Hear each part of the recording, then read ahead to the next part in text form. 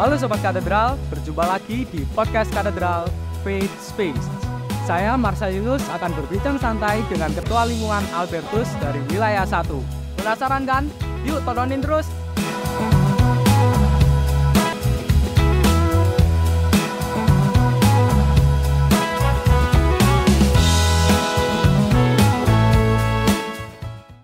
Sobat-sobat podcast pasti penasaran dengan ibu di samping saya. Silakan Ibu Grace perkenalkan.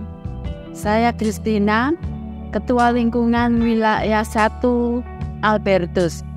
Oke, di episode kali ini kita akan mengulik-ngulik tentang lingkungan Albertus. Oke, mungkin kita sekarang bisa bercerita, berbagi pengalaman Ibu Grace. Ya, boleh sekarang bercerita dulu itu gimana sih kok bisa menjadi ketua lingkungan di lingkungan Albertus, Ibu? Saya diminta oleh Ketua Wilayah 1 saat itu untuk bersedia menjadi ketua lingkungan dengan alasan regenerasi, karena umat Wilayah 1 tidak ada generasi yang lebih muda untuk menjadi ketua lingkungan. Pada mulanya saya menolak dengan alasan karena saya masih bekerja, tidak punya waktu. Kedua, saya tidak mengerti apa itu liturgi, itu katekese, apalagi kitab suci, yang tahunya hanya pada saat mengikuti misa saja. Oke, begitulah bisa kenapa kok Bu Grace bisa menjadi ketua lingkungan saat ini. Oke, umatnya gimana Bu di sana?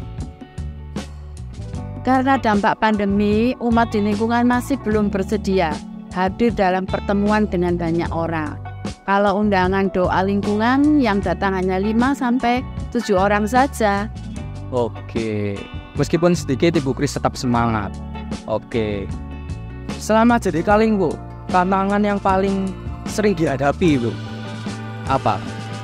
Tidak dengan banyak umat yang hadir dalam pertemuan doa, jadi berapapun yang hadir tetap harus saya laksanakan semua pertemuan yang dijadwalkan oleh paroki. Karena tidak pernah bertemu, jadi saya belum mengenal umat yang ada di lingkungan, jadi saya masih belum kenal. Oke, jawaban dari tantangan yang dihadapi Bu Grace.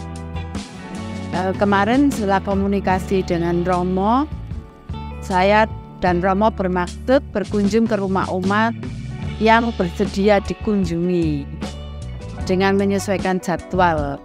Gitu, jika umat yang membutuhkan surat rekomendasi sebagai umat beralamat di lingkungan, maka saya akan mengunjungi ke rumah umat tersebut untuk melakukan penandatanganan surat tersebut. Dengan saya berkunjung, saya bisa menceritakan bahwa sekarang kegiatan di lingkungan itu sudah diaktifkan kembali dan mengharapkan kesediaan untuk hadir, terutama di pertemuan doa.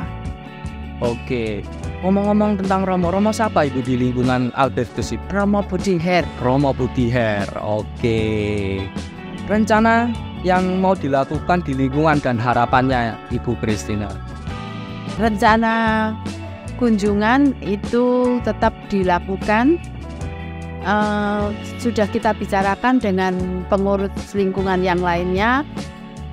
Pertemuan itu tidak dilakukan, tidak diadakan karena ada acara doa. Jadi hanya bertemu saja, mungkin hanya bertiga, berempat, begitu saja. Kemudian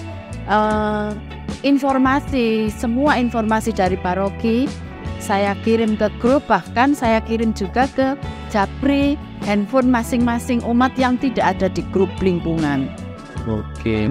Harapannya dengan bertemu, walaupun saat ini hanya dengan 3 orang, besok dengan 3 orang, ataupun misalnya tidak dengan saya, dengan pengurus yang lain, dengan harapan setelah semua 28 kakak yang ada di lingkungan bisa bertemu bersama-sama, terutama di dalam pertemuan doa, BKSN, doa Rosario, bahkan pertemuan di paroki. Oke, betul. Itu harapan saya kepada umat di lingkungan Albertus. Oke, yang terakhir Ibu Grace, suka duka menjadi ketua lingkungan.